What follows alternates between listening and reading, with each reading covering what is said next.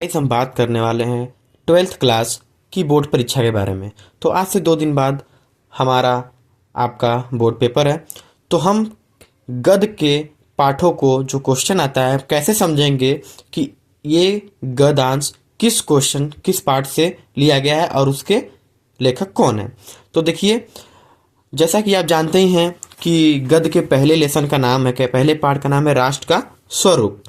तो जैसे राष्ट्र के स्वरूप के सारे गद्यांश में अगर आप देखेंगे तो राष्ट्र शब्द आएगा, कोई भी गद्यांश उठा लीजिए उसमें राष्ट्र शब्द आएगा। ठीक है, तो अगर आप उसमें देख लेते हैं कि राष्ट्र शब्द आ रहा है तो समझिएगा कि वो राष्ट्र के स्वरूप का पाठ से लिया गया है और उसके लेखक हैं डॉक्टर वासुदेव सरल अग्रवाल। ठीक है, और दूसरा पार्ट का अगर देखते हैं अशोक के फूल का अगर आता है तो उसके किसी भी गद्यांश में अशोक शब्द पक्का आएगा। ठीक है, तो अगर आप अशोक शब्द देख लेते हैं तो आपके दिमाग में बैठ जाना चाहिए कि अशोक के फूल नामक पाठ से लिया गया है, जिसके लेखक डॉक्टर हजारी प्रसाद द्विवेदी जी हैं। और आप भाषा और आधुनिकता पार्ट 3 का देखते हैं तो भाषा और आधुनिकता में भाषा और शब्द ये दोनों शब्द आ सकते हैं।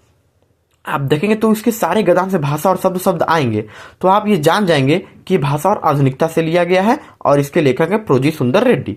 ठीक है, हम और हमारा आदर्श आप देखेंगे तो इसमें सारे गद्यांश में हम, मैं और जी 8 आएगा। ठीक है, इसमें 4 हैं जो हमारे अवतार में दिए गए हैं। इसमें हम, मैं और जी जैसे शब्द आएंगे तो आप समझ जाइएगा ये हम और हमारे आदर्श पाठ का है, जिसके लेखक हैं डॉक्टर एपीजे अब्दुल कलाम।